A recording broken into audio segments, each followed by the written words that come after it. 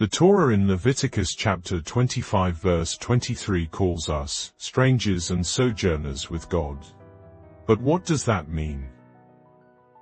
The Degel Mahane Ephraim, a classic Hasidic Jewish text, shares a profound insight.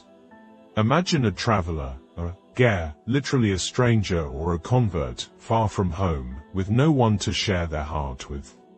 They feel alone, disconnected, until they meet another traveler. Then, they pour out their soul. God, says the Degel, is like that traveler in this world. His divine presence, the Shekinah, has no place to fully rest.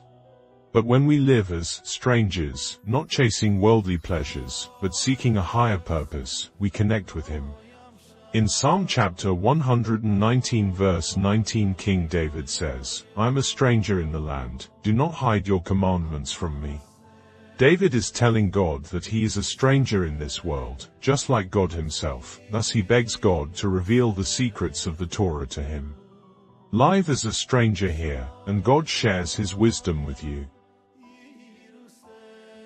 When we live like travelers, focused on eternity, we're not alone, God is with us.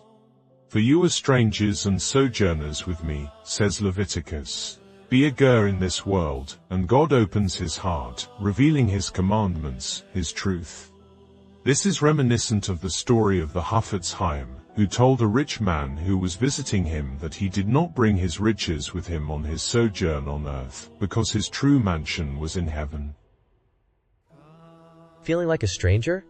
That's your soul calling you to something greater. Like, comment, and share how you connect with the Eternal. Subscribe for more wisdom. God bless.